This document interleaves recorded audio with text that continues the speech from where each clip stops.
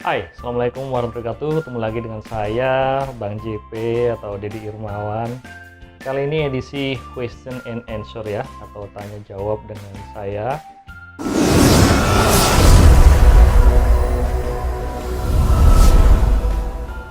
Oke, selanjutnya adalah dari Yosua Arisandi Pamungkas dari teman Facebook juga.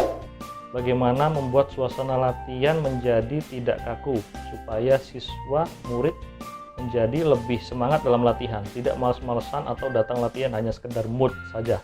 Ya, ini adalah salah satu pertanyaan bagus ya untuk kepelatihan. Jadi di kepelatihan kita bagaimana membuat suasana latihan tidak kaku ya. Jadi kita itu di Dopenaga itu untuk urusan kepelatihannya kita menjadikan anak-anak didik kita itu sebagai keluarga kita ya. Jadi kita harus sikapnya harus cair.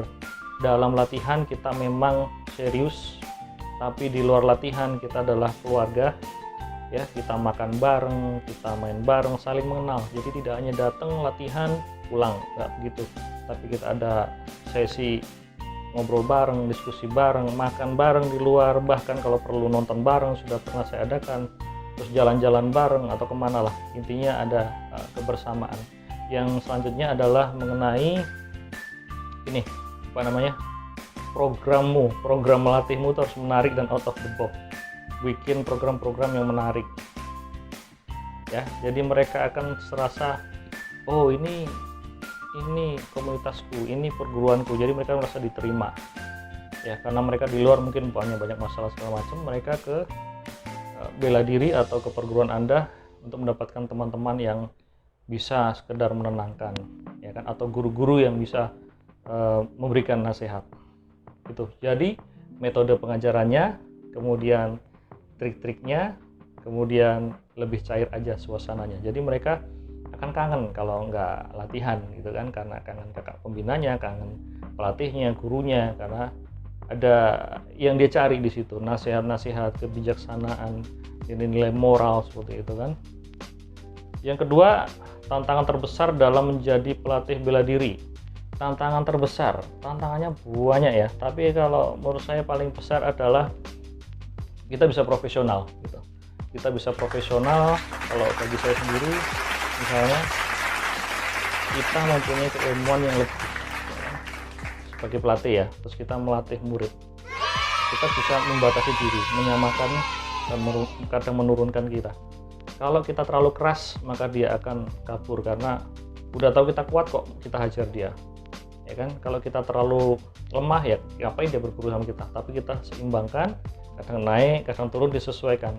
Artinya apa? Kalau pas bertanding kita kasih kesempatan sparring, kita kasih kesempatan dia gitu. Jadi intinya dia ini kita berikan kesempatan, dan kita tidak boleh terlalu egois untuk menjadi kuat gitu kan. Tantangan terbesar yang lainnya yaitu kalau kamu jadi pelatih atau guru, biasanya muridmu ada yang kagum, itu ada yang kagum atau ada yang naksir. Awas lo gitu. Istriku nggak nonton kan. Nah, setelah itu kita masuk ke Fauzan Ulfa. Bagaimana hobi jalan dan makin dicintai istri? Nah, hobi yang mana dulu nih? Nah, hobi ini harus dibicarakan dengan istri. Paling bagus sebelum nikah, atau sudah menikah juga boleh. Saya dulu sebelum nikah, jadi saya memiliki hobi yaitu latihan bela diri jauh sebelum kenal dia, dan separuh hidup saya itu udah untuk latihan bela diri, dan saya nggak bisa ngilangin itu. Latihan mengajar bela diri gitu, meskipun saya punya kerjaan, punya usaha, itu tetap jalan, karena itu adalah sudah sebagai jalan hidup. Nah, itu hobi saya ya. Nah, bagaimana hobinya bisa jalan? Gampang. Jadiin hobi ini jadi saluran pendapatan, ada duitnya. Oke? Jadi duitnya itu nanti akan membiayai kamu. Bukan berarti masalah ngajar ya, tapi saya adalah masalah bela diri. Saya jualan alat bela diri sambil koleksi, diem-diem ya nggak? Sambil koleksi, terus kemudian dijualin alat bela diri. Saya bisa produksi nunchaku, kerambit dan segala macam. Nah, itulah membiayai saya untuk penghidupan rumah tangga. Artinya hobinya jalan, terus istri juga sayang karena dia kecipratan mencari nafkah dari situ. Tahun 2017 saya baru mengajar project secara serius, profesional, itu lebih kenceng lagi, lebih sayang lagi istri karena hasilnya lebih besar karena kita kerjakan secara profesional dan ada program-program khususnya. Oke, selanjutnya dari Mas Arifin Panji. Apakah penjual sate yang di depan Masjid Al-Jabar masih jualan? Masih, Mas. Jadi Mas Panji ini teman saya, ya, bantu saya di banyak seminar kerambit. Dia lagi pindah di Cirebon, mungkin kangen sama yang jual sate ya. Padahal yang jual sate lagi.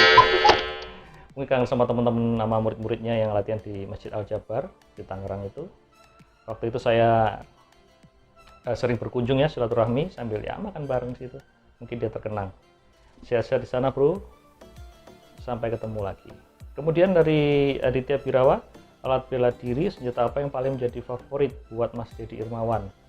Tentu saja yang menjadi favorit buat saya untuk saat ini ya masih di nunchaku sama kerambit. Jadi nunchaku ini untuk senjata lunak atau senjata lentur atau senjata yang sangat fleksibel dia untuk arahnya, serangan dan defense-nya. Kemudian juga untuk jarak dekatnya saya memilih untuk kerambit. Itu senjata favorit dan saya tekuni terus. Meskipun saya juga belajar banyak senjata lain, yang lebih poin di branding position saya itu di kerambit dan nunchaku. Dan itu cukup gitu. Thank you Bu Aditya Birawa. Sekarang Bang Ricky Mukhtar. Bang, enak 1 atau 2 Bang? Wah, apa ini?